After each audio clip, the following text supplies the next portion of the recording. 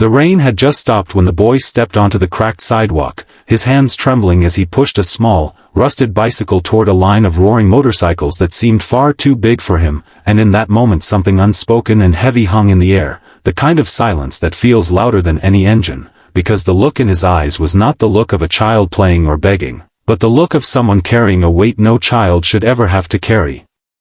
Before the story goes any further, if you believe in kindness, second chances, and the quiet power of human compassion, take a moment to like this video, share it with someone who still believes in good, subscribe to the channel for more real and emotional stories, and tell us in the comments where you are watching from, because this story belongs to all of us no matter where we are in the world. The boy's name was Ethan, and he could not have been older than 10, thin in a way that suggested skipped meals rather than growth spurts, his jacket hanging loose on his shoulders as if it once belonged to someone else or to a better time. The bicycle he pushed was old, its blue paint faded to a dull gray, the chain squeaking softly with every step he took, and yet he handled it with care, as if it were still something precious. Across the street, a group of bikers had stopped for a break, their leather jackets darkened by rain, their motorcycles lined up like metallic beasts resting after a long ride. These were men who had seen highways stretch endlessly under burning suns and cold nights, men whose faces were marked by wind, years, and stories they rarely told. To most people, they looked intimidating, but to Ethan they looked like the last chance he had left. Ethan had not planned this moment with courage or confidence. He had planned it with desperation. For 2 days, his mother had eaten nothing, pretending she was not hungry, pretending that the tight smile on her face was normal, pretending that weak hands and long pauses before standing were just tiredness. Ethan knew better. He had watched her scrape the bottom of a pot and tell him she had already eaten earlier, watched her turn away when she thought he wasn't looking, pressing a hand to her stomach as if to quiet it. Their apartment was quiet in a way that felt empty rather than peaceful, with bills stacked on the counter and the refrigerator humming with almost nothing inside it. His father had been gone for years, and whatever promises he left behind had gone with him. The bicycle had once been Ethan's escape. He rode it through alleys and parks, imagining himself faster than his worries, pretending the wind could carry him somewhere better. But now the bicycle had become a question he hated asking himself, a question about what mattered more, pride or survival. When he finally reached the bikers, his heart pounded so hard he thought they could hear it over the engine still ticking as they cooled.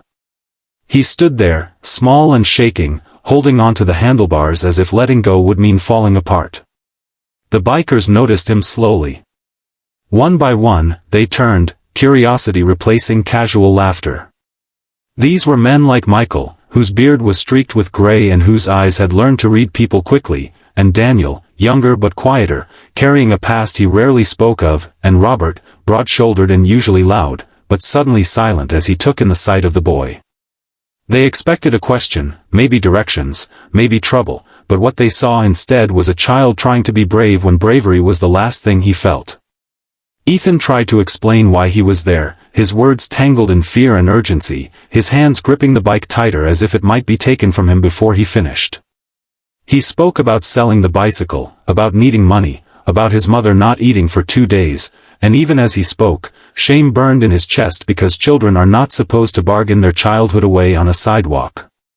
The bikers listened, and something shifted among them, something heavy and familiar, because each of them recognized that look in different ways. They had all known hunger, loss, or moments when the world felt indifferent and cruel. Michael remembered being young and broke, sleeping in his car after his father died, counting coins to buy cheap food. Daniel remembered his own mother skipping meals so he could eat when times were hard. Robert remembered a boy he once passed on the street and ignored, a memory that still bothered him late at night. As Ethan spoke, the truth became clear not just in his words but in his eyes, eyes that didn't know how to lie about hunger or fear. They asked questions gently, not like adults testing a story, but like men trying to understand how deep the pain went. Ethan explained about school lunches being the only reliable meal he had, about weekends being the hardest, about his mother trying to stay strong even as her body grew weaker. The bicycle, he said, was the only thing of value they had left. Selling it felt like giving up a piece of himself, but watching his mother starve felt worse. The rain clouds overhead seemed to press closer as the bikers exchanged glances. No one laughed. No one dismissed him. The world slowed down in that small space between the curb and the motorcycles. Michael knelt so he was closer to Ethan's height, not to intimidate him but to meet him where he was. He looked at the bicycle, then at Ethan, and then at the boy's worn shoes and tired eyes. He knew this was not about the bike at all. It was about dignity, about a child trying to protect his mother in the only way he knew how. What happened next did not feel dramatic or heroic in the moment. It felt quiet and heavy and real. The bikers did not argue or debate. They moved with the unspoken understanding of men who had ridden together for years. Robert reached into his jacket, then Daniel did the same, then Michael. It was not a show. It was instinct. They offered money, far more than the bicycle was worth, and when Ethan hesitated, confused and overwhelmed, they made it clear that the bike was not for sale anymore. They told him to keep it, to ride it, to remember that sometimes help comes from unexpected places. Ethan's knees almost gave out as the weight of relief hit him. For the first time in days, his chest loosened, and he realized how tightly he had been holding his breath. He tried to thank them, but words felt small and clumsy compared to what he felt. He turned and ran home, the bicycle rolling beside him, his feet barely touching the ground as hope pushed him forward faster than fear ever could. Back at the apartment, the money changed everything, not because it made them rich, but because it brought breathing room. Food filled the refrigerator again, simple things at first, bread, soup, fruit, things that tasted like relief. Ethan watched his mother eat slowly, color returning to her face, and she looked at him with confusion and concern until he explained what had happened, leaving out none of it, because lies had no place in a moment like this. She cried, not from shame, but from gratitude so deep it hurt. For the first time in weeks, they slept without the knot of hunger twisting in their stomachs. But the story did not end there, because kindness rarely does. The bikers did not forget Ethan. Michael stopped by the apartment a few days later, not in his motorcycle gear but in simple clothes, carrying groceries and information about local food programs, community help, and job opportunities. He spoke to Ethan's mother with respect, never making her feel small or indebted. Daniel helped connect them with a local charity he volunteered with quietly, the kind of charity that worked behind the scenes, helping families before things fell apart completely. Robert fixed the bicycle, tightening the chain and oiling the rusted parts, making it safer and smoother than it had been in years. Weeks passed, and life did not suddenly become perfect, but it became possible. Ethan's mother found part-time work, then steadier work. Ethan rode his bicycle to school every day, the wind on his face no longer an escape from fear but a celebration of movement and freedom. Sometimes, when he passed the spot where he first met the bikers, he slowed down, remembering how close he had come to losing hope, and how strangers had chosen to care. The bikers continued their rides, but something had changed for them too.